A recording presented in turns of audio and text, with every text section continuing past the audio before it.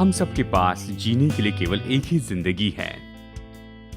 हमारा जीवन मूल्यवान होना चाहिए, मायने रखना चाहिए, इसका उद्देश्य होना चाहिए और सच में ये तो अद्भुत होना चाहिए। जैसे मैं अपने आसपास देखता हूं तो देखता हूं कि जीवन हार और परेशानी और निराशा में जिया जा रहा है। मैंने इसके बारे में बोझ महसूस किया, क्योंकि ऐसा जीवन जो परिपूर्ण नहीं, उसका तो अस्तित्व ही नहीं होता है। और जो कुछ भी मैंने वचन में पढ़ा है, परमेश्वर हमें हमारी समझ से परे आशीषों के जीवन की प्रतिज्ञा करता है। ये सच में अद्भुत से परे जीवन है। तो मैंने अपने कुछ दोस्तों को बुलवाया, ऐसे दोस्त जिनके बारे में मैं सोचता हूं कि इन्होंने अद्भुत से परे जीवन पाया है, कि वो मेरे साथ में बैठे और चर्चा करें कि एक बहुत ही अद्भुत और प्रभावशाली जीवन जीना क्या होता है। हम सैंटियागो में भोजन के लिए एक साथ इकट्ठे हुए और अभी आप जो देखने वाले हैं, ये तो हमारी अद्भुत बातचीत का भाग है।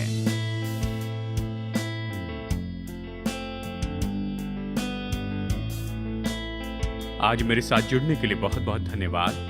किसी ने एक बार मुझे बताया कि ईमानदारी कि समर्पण को पूरा करना, जबकि समर्पण जिस परिस्थिति में किया गया था वो सारी परिस्थिति पूरी तरह बदल गई हो। जी हाँ। तो मैं आपसे सवाल पूछूं, क्या आपको लगता है कि हमारी परंपरा में ईमानदारी बहुत ही कम है? कोई भी न्यूज चैनल लगाएं, आप देख पाएंगे हम वही करते हैं जो हम सीखते हैं। कई बार यह दर्शाने की कोशिश की जाती है कि तुम बुरा करो फिर भी तुम बच जाओगे, उसके कोई बुरे परिणाम नहीं होंगे, अंततः विजय तुम्हारी हुई, इसलिए कोई बात नहीं, ठीक है, चलता है। पर परमेश्वर की कार्यप्रणाली ऐसी नहीं है, उनके साथ ऐसा नहीं चलता। अपने किए हुए प्रत्येक काम का हमें हिसाब देना है, और यदि मसीहियों के तौर पर हम यह नमूना पेश कर सकें, चाहे कोई देखे या नहीं, मैं तो सही काम ही करूंगा, तो यह दूसरों के लिए एक आदर्श नमूना होगा। हम उन्हें जरूर प्रभावित कर पाएंगे। अरे, इस व्यक्ति में जरूर कुछ अलग है, इसकी कार्यशैली दूसरों से अलग है, इनकी फोर्ब्स कंपनी दूसरे लोगों से बहुत अलग है। आप क्या और क्यों अलग करते हैं? अपने परमेश्वर के बारे बताएं, ये जरूर लोगों को प्रभावित करेगा। बिल्कुल, मैं सोचती हूँ, जैसे आप उसके बारे में बोल रहे थे, मैं सोशल मीडिया के बारे में सोच रही थी। मुझे सोशल मीडिया पसंद है। मुझे एहसास है कि क्या कोई मेरे पोस्ट को देख रहा है, क्या ये उससे मेल खाता है जो मैं हूँ जब आसपास कोई कैमरा नहीं होता। मेरे लिए मंच पर जाकर दिखाना बहुत आसान है कि मैं एक सबसे पवित्र जन, एक सिद्ध जन हूँ, पर यार, यदि मैं अपने घर में बैठी हूँ और अकेली हूँ, क्या ये मंडिसा मेल खाती है उस मंडिसा से जो मैंने मंच पर दिखाई थी? मैं कहना चाहती हूँ, प्रभु कृपया मुझे मंच पर वह ना होने देना जो मैं यहाँ नहीं होती, जब सिर्फ तू और मैं होते हैं।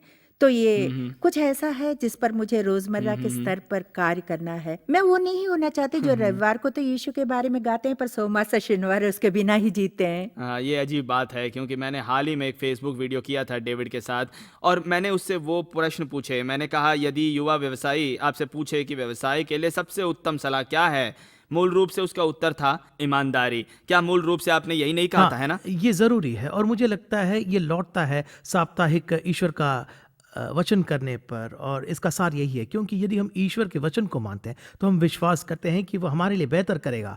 मैं सोचता हूँ ईश्वर हमारे मामले में हमें आशीष देना चाहता है। जब हम उसमें भरोसा करते हैं तो हमारे लिए उस पर और उसके वचन पर भरोसा करना जरूरी, और मैं सोचता हूँ कि हमारे ऐसा करने से लाभांश आता है। मैं आपसे पूछता हूँ डेविड, जैसे कि आप इतने साल तक इसे देखते आए हैं, क्या ये आसान है?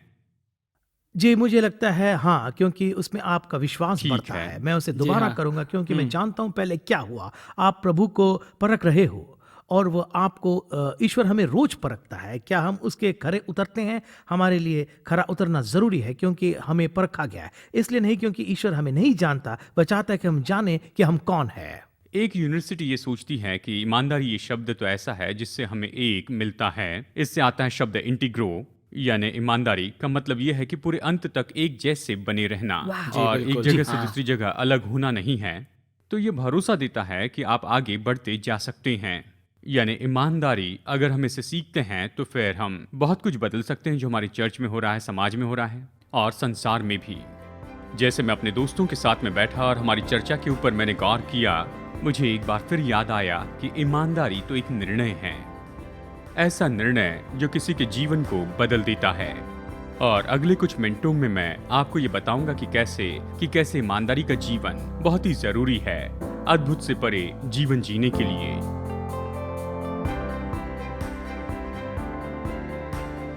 एक क्रीम की एड में बताया कि स्त्रियों का चेहरा फोटोशॉप किए जितना सुंदर हो सकता है, लेकिन एडवर्टाइज करने वाली स्त्री का चेहरा फोटोशॉप किया गया था।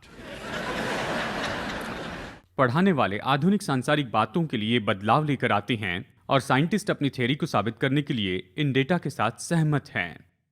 कई देशों की सरकार जानी जाती है केवल झूठे वादे और झूठी खबर और मीडिया को लेने के द्वारा, और विरोधी तो बस एक दूसरे के उद्देश्यों को ऐसे चोट पहुंचाते हैं कि दूसरों को नुकसान पहुंचाए और सीधा अपने एजेंडा के लिए दूसरों के बारे में झूठ बोलते जाते हैं।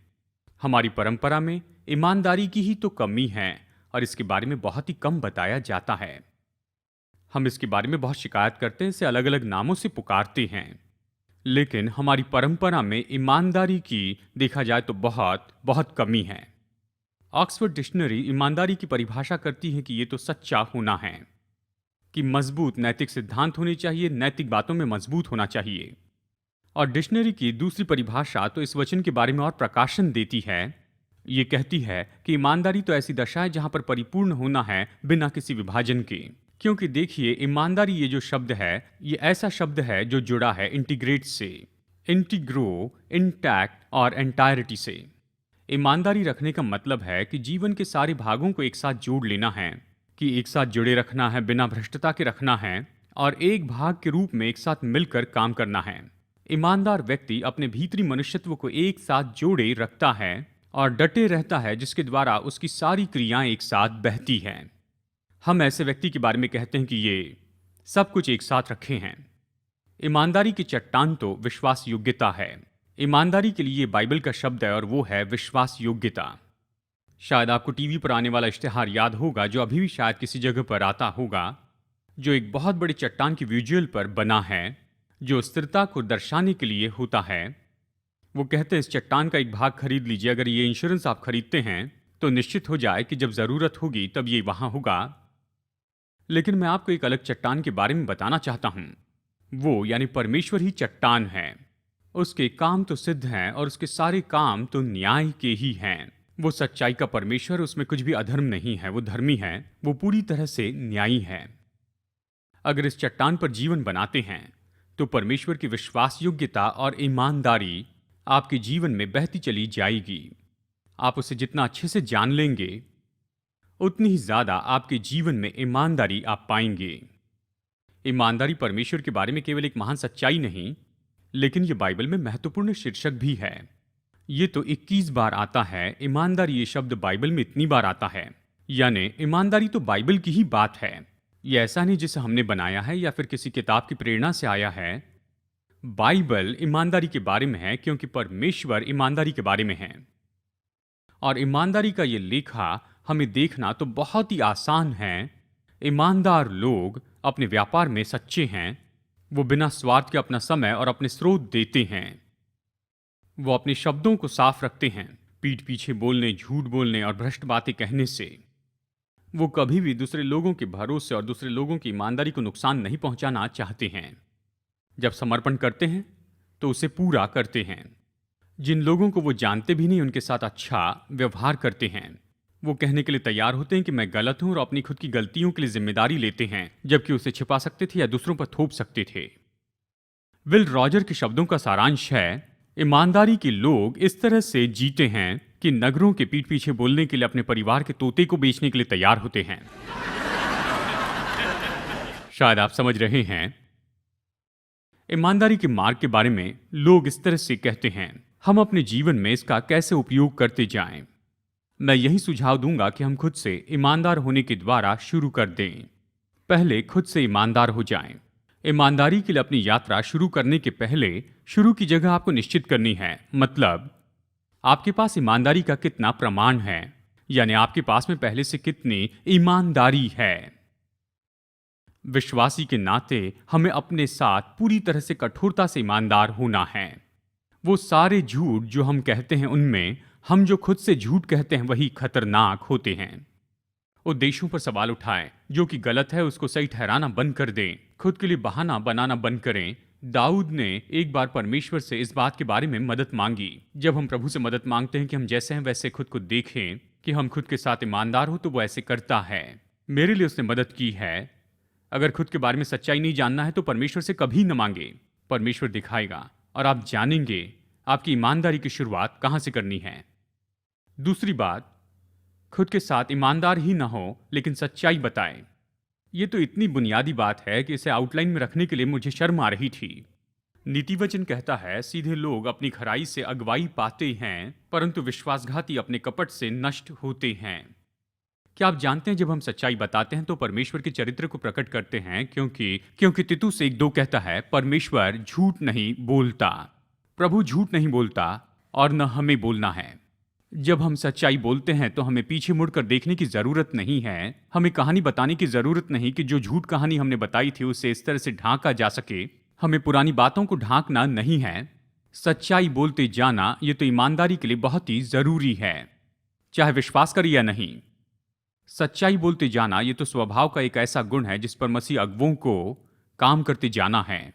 बहुत से पास्टर का पसंदीदा इंडोर स्पोर्ट्स ये है कि चर्च में उपस्थित लोगों की संख्या को वो बढ़ाकर बताते हैं, बहुत ज्यादा बढ़कर बताते हैं, और हमने इसके लिए एक अलग नाम रखा है जो इसे आत्मिक रूप में दिखाता है। जानते हैं पास्टर के बीच में इसे क्या कहा जाता है? पास्टर की भाषा में हम कहते हैं प्रचार के रूप में कहते हुए, हम यही कहते हैं। मैंने सुना एक दिन 2 पास्टर बातें कर रहे थे और वो आपस में चर्चा कर रहे थे, चर्च में उपस्थित लोगों के बारे में बता रहे थे और उनकी बातचीत इस तरह से शुरू हुई। एक पास्टर ने कहा, मैं अपने लोगों के बारे में अगर झूठ कहूं, और आप जानते हैं कि उपस्थित लोगों के बारे में मैं झूठ बोल रहा हूं, और मैं जानता हूं कि आपको पता है कि मैं उपस्थित लोगों के बारे में झूठ कह रहा हूं, तो क्या ये सच्चाई बताने जैसा नहीं है? मुझे नहीं लगता, नहीं, मुझे नहीं लगता है। और दूसरी ओर ऐसे लोग हैं जो संख्या के बारे में बिल्कुल सच्चाई बताते हैं। किसी ने उपस्थित लोगों की संख्या के बारे में पास्टर से यह सवाल पूछा, पास्टर, इस साल आप अपने चर्च में क्या चला रहे हैं? और इस पर पास्टर ने ईमानदारी से जवाब दिया, हम 1000 लोग चाहते हैं, लेकिन हम केवल उनमें से 600 लोगों को पकड़ पाए हैं। यानी ये बात सच है, सच्चाई बताने का एक तरीका है। तो खुद के साथ ईमानदार हो जाए, सच्चाई बताएं, सच्चाई बताएं, और फिर अपना वादा निभाएं। अगर मैंने वादा किया है तो कोई पर्याय नहीं, उसे पूरा करना होगा। परमेश्वर के बारे में हमें बताया गया है व्यवस्था विवरण 7 में, इसलिए जान रख कि तेरा परमेश्वर यहोवा ही परमेश्वर है, वो विश्वास योग्य ईश्वर है, जो उससे प्रेम रखते और उसकी आज्ञाएं मानते उनके साथ वह 1000 पीढ़ी तक अपनी वाचा का पालन करता है। यहां ईमानदारी की एक और परिभाषा है जो मुझे याद है, यूसुफ के जीवन पर मैंने अध्ययन किया था सन 80 के दौरान, और स्टडी में एक कहानी थी एक लड़के की जिसका नाम था रटलेज, और POW, जिसे वो कहते हैं जैसे हनोई हिल्टन वियतनाम में। और किसी तरह से इन सारी घटना में से वो ईमानदारी के बारे में इस तरह की परिभाषा को लेकर आया। ईमानदारी तो किया गया समर्पण निभाना है, जबकि जिस परिस्थिति में आपने ये समर्पण किया था वो सारी परिस्थितियां ही बदल गई हैं। और मैं सोचता हूं इसे रखा जाना चाहिए आज के हर एक मुश्किल वैवाहिक जीवन में। इसे फिर से सुनिए, आपका समर्पण तो केवल एक समर्पण है, जबकि आप उस समर्पण को निभाते हैं उस परिस्थिति में भी जबकि आपने समर्पण किया था वो सारी परिस्थिति ही बदल चुकी है। ये तो सच में ईमानदारी का सबसे ऊंचा स्तर है जो कभी आप प्रकट कर सकते हैं। तो खुद के साथ ईमानदार हो और सच्चाई बताएं, अपना वचन निभाएं, और आप जो हैं बिल्कुल वही बने रहें। आप जो हैं वो रहें। कई साल पहले मैंने एक सदन प्रचारक को ईमानदारी के बारे में इस तरह से कहते हुए सुना। उन्होंने ये कहा था, आप जो है वही बने रहें, जो नहीं है वो न बने, क्योंकि जो नहीं है अगर आप वो बनते हैं तो आप वो है जो नहीं है। चलिए इसे फिर से कहता हूं, जो आप हैं वही बने रहें, जो नहीं है वो न बने, क्योंकि आप जो नहीं है वो बनते हैं तो आप वो हैं जो नहीं हैं। ईमानदारी में जीने के लिए आपको बिल्कुल सही तरह से व्यवहार करते चले जाना है। आप दिखावा न करें। आप जिन परिस्थितियों में घिर जाते हैं उसके कारण आप खुद को बदलते न जाएं। फिलिपियो 1:10 हम सबसे कहता है कि उत्तम बातों को प्रिय जानो और मसीह के दिन तक सच्चे बने रहो और ठोकर न खाओ। आप सच्चे शब्द का अर्थ जानते हैं, इसे गौर से सुनिए। ये एक लैटिन शब्द से आता है जिसका मतलब है कोई वैक्स नहीं है। ये तो बड़ी अजीब सी बात है। ये मार्केट की जगह पर शुरू हुआ, ये प्राचीन रोम में शुरू हुआ शब्द है। अगर कोई अच्छी मूर्ति को चाहता था जो कि बहुत ही उत्तम क्वालिटी की हो, जो किसी ने खोद कर बनाई हो, अपनी अच्छी कलाकृति दिखाई हो, तो वैसी हस्तकला को वहां पर मार्केट की जगह पर रखते थे क्वाड रोम में, और ऐसे बूथ को देखते जिस पर यह साइन लगा हो सिने सरा या मोम के बिना। देखिए, उस समय ऐसे बहुत से व्यापारी थे जो कि ऐसी ही टूटी हुई मूर्तियों को लेते थे, यानी किसी शिल्पकला के ऐसे टूटे हुए टुकड़े, और जो बीच की दरार है उसमें वैक्स भर देते थे और वैक्स के ऊपर पेंट करते थे ताकि कोई देख न सके, यानी सामान्य आंखों से दिखाई न दें। ये तो केवल तब दिखता था जब वो मूर्ति सूरज की रोशनी में रखी जाती और वैक्स पिघलने लगता, तब ये समझ में आता कि टूटी हुई मूर्ति खरीदी है। और ये शब्द विख्यात हुआ सीने सारा, मतलब इसमें कोई मोम नहीं है, यानी ये तो पूरी ईमानदारी का उत्पादन है। और ये तो सच में ऐसा है जिसमें कोई गलती नहीं है, इसमें कोई भी झूठ की डील नहीं है। ये आपके लिए मौका है कि जो आप खरीदना चाहते हैं उसे आप खरीद लें। तो वो ऐसे साइन ढूंढते थे जिसके ऊपर में सिने सारा इस तरह से लिखा हुआ है, और हमारे ऊपर में ये शब्द लिखे होने चाहिए। हमें ईमानदारी के स्त्री और पुरुष होना चाहिए, इसलिए कि कोई भी छिपी हुई बातें ना हो, कोई एजेंडा ना हो, लेकिन हमें सच्चे होना है, ईमानदार होना है। और मैं आपको सच्चाई बताऊं कि लोग जो मेरे परिवार और मेरे दोस्तों से मेरे बारे में यही तो सवाल पूछते हैं, उन सारी लिस्ट में यही सवाल ऊपर है। वो मुझे इसके बारे में बताते हैं, डॉक्टर जर्मिया को सच में क्या पसंद है, घर में, अपने बच्चों में उन्हें क्या पसंद है, अपनी पत्नी में उन्हें क्या पसंद है, संदेश देने के लिए आने के पहले बैक स्टेज पर उन्हें क्या पसंद है। और वो सच में बस यही तो पूछ रहे हैं, क्या ये ईमानदारी के व्यक्ति हैं। मुझे नहीं लगता कि मेरे जीवन में इससे भी बढ़कर और कोई बड़ा लक्ष्य है कि मैं बिल्कुल एक ही व्यक्ति रहूं, चाहे मैं यहां पर रहूं या घर में। सच में, अगर मैं घर में अलग व्यक्ति रहता हूं और वो व्यक्ति अगर सच्चा व्यक्ति नहीं है तो यहां होने का अधिकार नहीं है। मेरा जीवन तो बिल्कुल मध्य या मुख्य भाग से होना चाहिए। मैं जो रविवार को करता हूं ये तो मेरे जीवन का एक भाग है, लेकिन ये अलग जीवन है, जीवन के अलग अलग स्तर हैं। ये वही जीवन है जो मुझसे ईमानदारी के वही स्तर की मांग करती है, जैसे कि पिता या पति होना जो हमेशा मुझसे मांग करते जाता है। मेरी प्रार्थना है कि जब लोग इस सवाल का जो जवाब देते हैं वो सकारात्मक हो। मैं सिद्ध होने का दावा नहीं करता, मुझे पता है बहुत सी गलतियां हैं, लेकिन मैं गहराई से परवाह करता हूं कि मैं ईमानदारी का व्यक्ति हो जाऊं। और मेरी प्रार्थना है कि आप अपने जीवन के लिए इसी तरह की परवाह रखें, खुद के बारे में ईमानदार हो, सच्चाई बताए, वादा निभाए, जो है वही रहे, बुरी संगति दूर रखें। बहुत महत्वपूर्ण है। आप कहेंगे बाइबल में कहाँ है? मुझे खुशी है आपने पूछा, क्योंकि मैं आपको बताता हूं कहाँ है। पहला कुरिन्थियों 15:33 इस तरह से कहता है, बुरी संगति अच्छे चरित्र को बिगाड़ देती है। जो ईमानदारी के लिए कोशिश कर रहे हैं उनके लिए मेरी यही सलाह होगी, जो ईमानदार नहीं हैं उनसे दूर रहिए। अगर हम बेईमान लोगों के साथ में रहते हैं जो कि किसी भी तरीके से आगे बढ़ना चाहते हैं, तो हम भी पाएंगे कि हम इसी तरीके का उपयोग करते हैं। पहले उनके व्यवहार को सहते जाएंगे और फिर उनके व्यवहार को स्वीकार करेंगे और फिर उनके व्यवहार के बारे में बताते जाएंगे और अंत में उस व्यवहार को स्वीकार करेंगे। अगर आप ईमानदार व्यक्ति के रूप में अपने चरित्र को बनाना चाहते हैं तो आपको ईमानदार लोगों को अपने आसपास में रखना होगा कि आप लक्ष्य पाने के लिए एक दूसरे की मदद कर सकें। विश्वास योग्य रहे, ये अगला है। ईमानदारी के बारे में एक बहुत अच्छा वचन है, पहला कुरिन्थियों 4:2। जानते, ये वचन कहता है, फिर वहां भंडारी में ये बात देखी जाती है कि वो विश्वास योग्य हो। इस वचन में सवाल ये है कि परमेश्वर कैसे ये निश्चित करता है कि ये व्यक्ति विश्वास योग्य है, और ये वचन बस एक शब्द में इसका जवाब देता है। ये कहता है कि भंडारी तो विश्वास योग्य पाया जाता है। यहां पर पाया जाता ये जो शब्द है, ये डिक्शनरी में ग्रीक भाषा में देखा जाए तो इस तरह से बताता है कि ये ऐसी खोज जो की गई, जो पूरी तरह से ध्यान देने के परिणाम में हुई।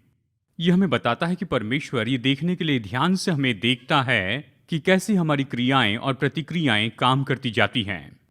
वो देखता है कि हम कैसे लोगों से व्यवहार करते, दबाव में प्रत्युत्तर देते हैं, और क्या हमें ये क्षमता है कि हम पटरी पर बने रहें, यहां तक कि जब हम ये सोचते हैं कि कोई भी हमें नहीं देख रहा है। तो मैं आपको प्रोत्साहित करता हूं कि आप ईमानदारी के साथ पाए जाएं, और यही तो वचन बताता है कि भंडारी से इस बात की अपेक्षा की जाती है कि वो विश्वास योग्य पाया जाए। इसका यही मतलब है कि आप जहां भी रहें, जो भी कर रहे हैं, किसी भी परिस्थिति में हो, तो विश्वास योग्य पाए जाएं। जो है वही रहें, इन सारी बातों में और हर समय में। और अगली बात आपको बताना चाहता हूं कि अगर आप में ईमानदारी है तो आग से परखा जाएगा। आग में मजबूत रहें। आपको याद है दानियल और उसके 3 दोस्त शद्रक, मेशक और अबेदनगो, आपको याद है उन्हें बताया गया था कि बेबीलोन के राजा की मूर्ति के सामने उन्हें दंडवत करना है और उन्होंने नहीं किया। नबूकदनेस्सर ने उनसे कहा कि अगर वो ऐसा नहीं करेंगे तो उन्हें आग की भट्टी में फेंक दिया जाएगा। और उन 3 लड़कों ने नबूकदनेस्सर को इन शब्दों में इस तरह से जवाब दिया था। कहा, हमारा परमेश्वर जिसके हम उपासना करते हैं वो हमको उस धधकते हुए भट्टे की आग से बचाने की शक्ति रखता है। अगर नहीं भी बचाए तो हम दंडवत नहीं करेंगे। खत्म। और 3 जवानों ने मृत्यु के सामने भी समझौता करने से इनकार किया, क्योंकि उनके लिए उनकी ईमानदारी उनके जीवन से भी ज्यादा महत्वपूर्ण थी। और आप ये कहानी जानते हैं, प्रभु ने उनकी ईमानदारी को देखा और इस आग में चमत्कारी रीति से उन्हें बचाकर निकाला। या यूसुफ का जीवन ही देखिए, जो कि एक गुलाम था, लेकिन अपनी ईमानदारी और सच्चाई के कारण ही वहां से उभर कर वो सबसे ऊंचाई पर पहुंचा। अब वो मुख्य भंडारी था अपने मिस्री मालिक जिसका नाम था पोतीफर। एक दिन जब पोतीफर और उसके घर के दूसरे दास घर से दूर थे, पोतीफर की पत्नी ने यूसुफ के संग सोना चाहा और यूसुफ ने निर्णय लिया कि वो अपने स्वामी के साथ विश्वास योग्य रहेगा। मुझे याद है उत्पत्ति की किताब में यूसुफ ने इस तरह से कहा कि मैं अपने परमेश्वर के विरुद्ध में इस तरह की दुष्टता कैसे कर सकता हूं और तुम्हारे पति के विरुद्ध में कैसे पाप करूं। लेकिन इस ढीठ स्त्री ने उस पर बलात्कार का आरोप लगाया और उसे जेल में भेज दिया और वो जेल में 3 साल तक रहा, इसके पहले कि परमेश्वर उसे ऊंचाई पर लेकर आए और मिस्र का प्रधान मंत्री बना दे। उसकी ईमानदारी के ऊपर हमला हुआ, लेकिन उसने अपने स्तर को ऐसे नीचे गिरने नहीं दिया। एक जज री इलेक्शन के लिए कैंपेन कर रहे थे। वो ईमानदारी के लिए बहुत ही विख्यात थे। वो तो बहुत ही विख्यात और आदरणीय व्यक्ति थे जो दान दिया करते थे, और उनके जो विरोधी लोग थे वो तो उसके विरुद्ध में, केवल उनके विरुद्ध में कीचड़ उछालने वाले कैंपेन कर रहे थे। क्या आप विश्वास करते हैं कि ऐसा कुछ हो सकता है? कोई जज के पास में आया और उन्होंने पूछा, क्या आप जानते हैं कि आपके अपोनेंट क्या कर रहे हैं? जानते हैं वो आप पर दोष लगा रहे हैं, आप उनसे कैसे निपटेंगे? आप इसके बारे में क्या करेंगे? और जज ने अपने सलाहकार के पास देखा और कैंपेन कमेटी की ओर देखकर कहा, ठीक है, जब मैं छोटा था मेरे पास एक कुत्ता था और जब भी पूनम की रात होती तो ये कुत्ता चांद की ओर देखकर बहुत भौंकता था और उन रातों को हम सो नहीं पाते थे क्योंकि ये कुत्ता सारी रात भर चांद की ओर देखकर बस ऐसे भौंकता था। और फिर जज रुक गए। लेकिन ये तो मुद्दे से हटकर बात है। कैंपेन मैनेजर ने कहा, आपने अपने कुत्ते के बारे में अच्छी कहानी बताई, लेकिन दोष लगाने वालों के बारे में आप क्या करेंगे? जज ने कहा, मैंने आपको जवाब दे दिया है। कुत्ता भौंक रहा था, लेकिन फिर भी जो चांद था वो तो चमकते जा रहा था।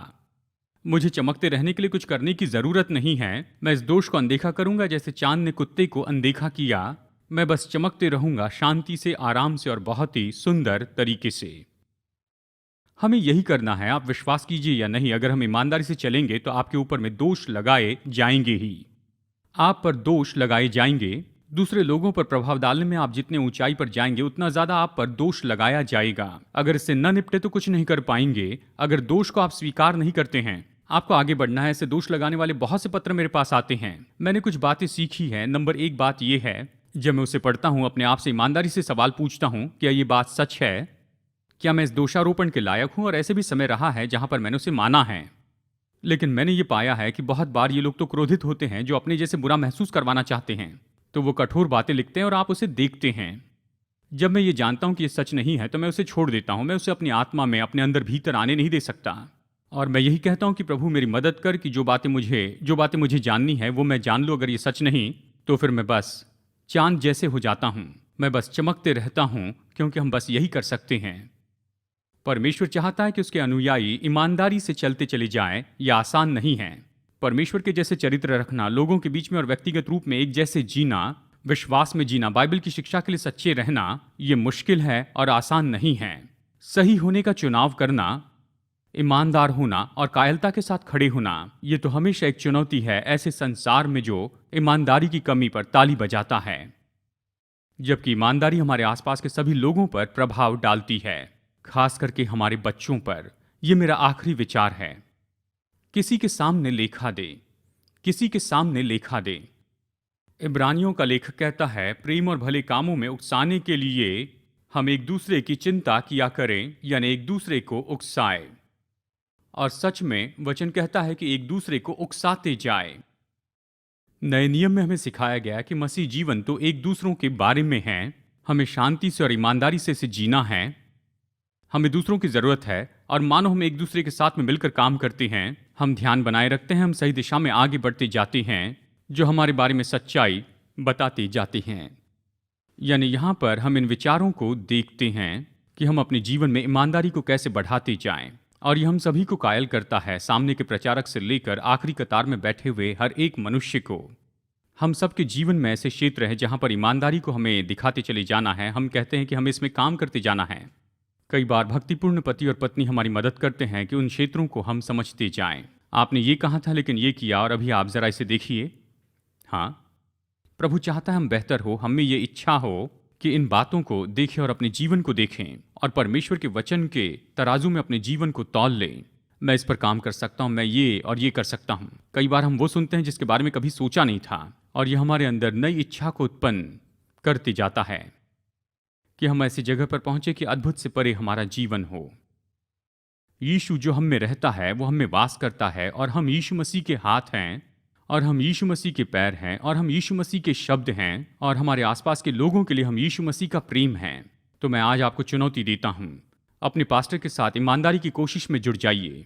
आइए सबसे अच्छी कोशिश करें कि परमेश्वर के ऐसे सच्चे लोग हो जाएं, झूठे नहीं, दिखावा करने वाले नहीं, केवल मसीह बातों को सीख कर रविवार के दिन ही वैसे जीवन जीना नहीं और पूरे हफ्ते भर अलग तरह से जीना नहीं। परमेश्वर सच्चे असली आर्टिकल्स को देख रहा है, और हम वो हो सकते हैं उसके अनुग्रह के द्वारा। आमेन, आमेन।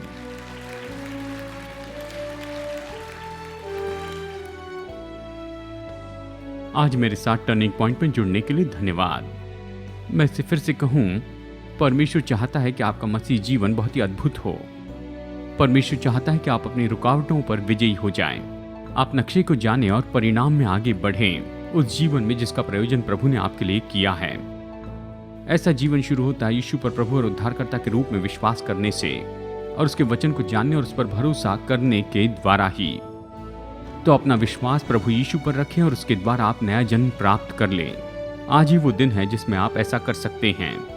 पहला कदम है कि अपने पापों से पश्चाताप करें और यीशु को अपना उद्धारकर्ता प्रभु होने के लिए विनती करते जाएं। जब एक बार आप ये निर्णय लेते हैं कि परमेश्वर के उद्धार का ये मुफ्त का वरदान आप प्राप्त करें, तो परमेश्वर के साथ मसीह यीशु में नई सृष्टि होने के नाते आपकी यात्रा शुरू होगी। आज आपने विश्वास के कदम उठाया है, तो अपना ये निर्णय दूसरे विश्वासियों को जरूर बताइए। भरोसेमंद सेवकाई या फिर लोकल चर्च को आप बताइए कि आप अपने इस नए विश्वास में बढ़ते चले जाएं। प्रभु आशीष दे। जैसे परमेश्वर के साथ में चलना शुरू किया, और मैं आशा करता हूं कि अगली बार आप हमसे मुलाकात करेंगे यहाँ पर टर्निंग पॉइंट में।